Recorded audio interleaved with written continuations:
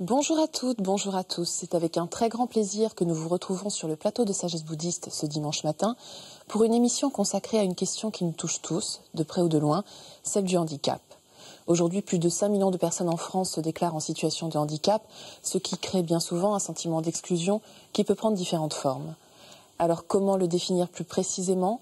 De quelle manière intégrer les personnes souffrant d'un handicap dans la pratique du dharma? En quoi cela nous renvoie-t-il à une réflexion sur l'impermanence? Nous rejoignons sans plus attendre nos deux invités pour en parler. Jocelyn Maillot, bonjour. Bonjour. Alors vous êtes animateur d'un groupe de méditation zen à Paris. Vous travaillez à titre bénévole sur la question de l'accessibilité des personnes handicapées dans l'espace public pour une association nationale. Vous animez également depuis 3 ans un groupe base, Bouddhisme, Action sociale et engagement à Paris qui accompagne des pratiquants du dharma dans l'engagement social. Merci d'être avec nous aujourd'hui. Merci. Éric Romuluer, bonjour. Bonjour. Alors vous êtes quant à vous un enseignant bouddhiste formé dans la tradition zen. Vous pratiquez depuis plus de 35 ans et vous êtes impliqué dans un certain nombre d'activités liées au bouddhisme engagé en prenant en compte toutes les dimensions de la souffrance, personnelle, interpersonnelle et sociale. Tout à fait. Et merci beaucoup de nous accueillir pour aborder ce sujet, question du handicap. Jocelyn Maillot et moi-même sommes impliqués dans cet engagement auprès des personnes handicapées, à la fois en tant que citoyens, en tant que pratiquants du dharma, et nous sommes très heureux de venir vous en parler. Alors Jocelyn Maillot, commençons par vous. Est-ce que vous pourriez nous dire ce que l'on entend aujourd'hui par handicap? Oui, alors la loi définit le handicap comme une limitation d'activité, une réduction en fait, de participation d'un individu à la vie citoyenne. Moi, je préfère parler de situation de handicap, ce qui introduit une notion en fait, d'interaction entre nos capacités physiques et mentales et l'environnement dans lequel on évolue. Dès lors qu'on introduit cette notion, on élargit largement, vraiment largement, les personnes en situation de handicap, ce qui nous éloigne de la représentation habituelle qu'on a du handicap moteur avec le fauteuil roulant ou des choses matérielles comme une canne blanche. Donc la situation de handicap touche à ce moment-là beaucoup plus de personnes, des gens de petite taille, des gens qui peuvent être obèses, des personnes vieillissantes, des gens qui sont en perte d'autonomie. Voilà comment on peut définir la situation de handicap. Et alors, est-ce que vous pouvez nous donner quelques chiffres sur la situation en France? Oui, vous en parliez. Il y a un peu plus de 5 millions aujourd'hui de personnes en France qui se déclarent en fait souffrant d'un handicap, d'une déficience plus exactement. Et un dernier rapport de l'Organisation mondiale de la santé qui a été publié en décembre 2014 stipule qu'1 milliard de personnes en fait seraient en fait handicapées, donc ce qui fait environ 15% de la population mondiale. Éric Romuluer. Oui, donc il faut vraiment retenir ces chiffres qui sont importants. Alors selon les critères retenus, parfois même on a des chiffres plus importants, jusqu'à 9 millions de personnes en France.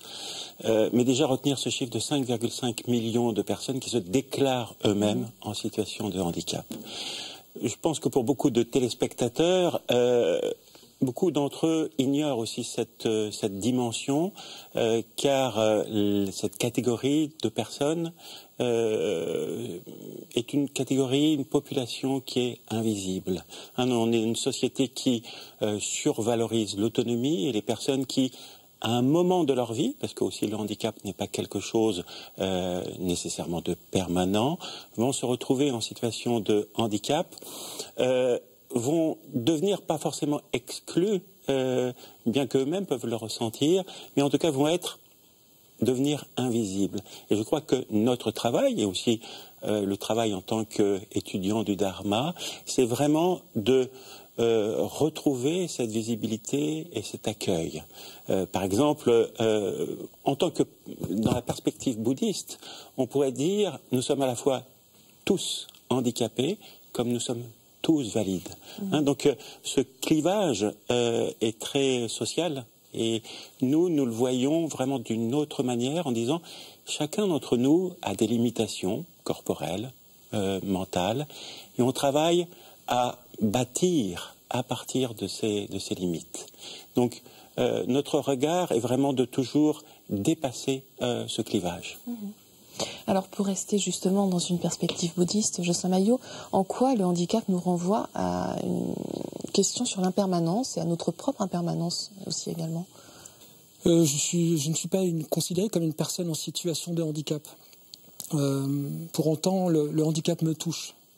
Parce qu'en tant que pratiquant du dharma, accueillir toutes les personnes avec leurs difficultés et leurs limitations est une chose importante. Mais il y a d'autres raisons également. Nous avons été, au cours de notre vie, nous sommes, pour certains, et nous serons en perte d'autonomie. Donc si je chemine, moi, vers... si j'ai la chance de vieillir, je serai peut-être sur un chemin de déficience physique et mentale. Est-ce que pour autant, je serai exclu de la voie du Bouddha, alors qu'aujourd'hui, je suis pratiquant du Dharma? Alors dans ce cadre, la question de l'intégration semble essentielle. Est-ce que vous pouvez nous expliquer comment vous travaillez l'un et l'autre, Jocelyn Maillot? Alors je vais parler plus spécialement de mon travail en tant que bénévole. Ouais. Donc comme vous le disiez, je travaille en tant que bénévole dans une association nationale qui représente les personnes handicapées, moteurs, et je travaille sur l'accessibilité plus particulièrement, l'accessibilité des lieux publics. Et je vois tous les jours toutes les insuffisances dans la mise en application de la loi, qui font que les personnes en situation de handicap ne peuvent pas avoir accès à tout ce que les valides, justement, utilisent comme équipement. Donc on parle d'éducation, on parle de santé, on parle de justice, et on parle même de lieux spirituels. Donc mon travail est déjà de sensibiliser le plus grand nombre d'acteurs, c'est-à-dire les donneurs d'ordre, les maîtres d'ouvrage, à ce que cette accessibilité soit universelle et soit appliquée. Et vous, Éric Roulier, comment ça se passe? Moi, je ne suis pas impliqué au quotidien dans des associations. Mon regard sur le handicap, c'est aussi en tant qu'enseignant bouddhiste qui accueille des personnes qui sont handicapées elles-mêmes et qui ont envie de cheminer sur la voie du Dharma.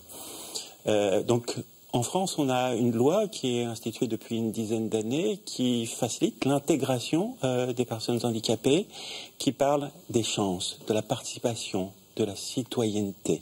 Ce sont des mots très beaux. Et moi, en tant que bouddhiste, je le regarde aussi avec ces questions. Comment puis-je intégrer? Comment puis-je donner une chance? Comment puis-je donner une possibilité, une participation? C'est quelque chose qui me tient à cœur.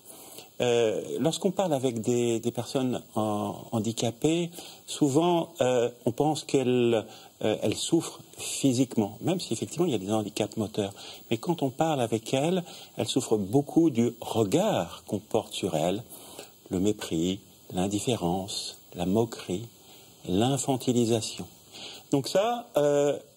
en tant que pratiquant, en tant qu'étudiant du Dharma, j'essaye toujours de briser ces regards et toutes les personnes qui sont avec moi, de pouvoir accueillir aussi ces personnes, ne plus rentrer dans la pitié, la commisération. Et puis aussi, simplement, de les écouter, de répondre aussi à leurs questions, qui aussi Mais alors justement, très, quelles sont les questions importantes. que ces personnes vous posent le plus fréquemment, Jocelyn Maillot? Bien, il y a trois questions qui reviennent régulièrement. C'est pourquoi suis-je handicapé? La seconde est comment puis-je pratiquer le Dharma? Et la troisième question est puis-je atteindre l'éveil? Alors c'est très compliqué de répondre à la première question, mais sans y répondre, on peut donner un sens et travailler justement sur le sens du handicap. Et que le handicap devienne un outil de pratique. J'ai un exemple avec un moine de tradition tibétaine, un moine français qui est aveugle, avec qui je parlais dernièrement et qui me confiait que lorsqu'il était jeune, il refusait l'aide que les personnes lui donnaient dans les lieux publics. Parce qu'il justement il voulait être autonome. Et aujourd'hui, avec tout ce travail, sur lui, avec le dharma, il accepte volontiers cette aide comme un moyen habile pour donner l'occasion aux gens qu'il rencontre de pratiquer la générosité. Éric Remuller, alors qu'en est-il des deux autres questions que se posent les personnes handicapées? Elles sont essentielles, et elles sont essentielles à la fois pour des personnes handicapées, mais aussi pour les valides. Comment pratiquer? Comment s'éveiller? Est-ce que c'est possible? Oui, si la motivation est juste, le chemin sera toujours juste. Donc à nous d'être suffisamment créatifs pour répondre à certaines situations qui peuvent parfois nous désarçonner.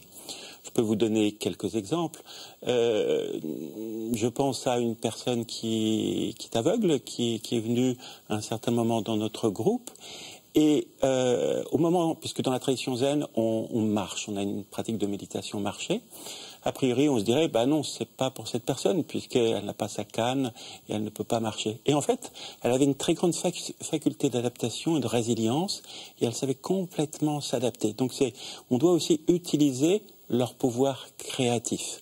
Et elle me disait simplement, vous me toucherez légèrement quand je devrais tourner. Et ça suffisait.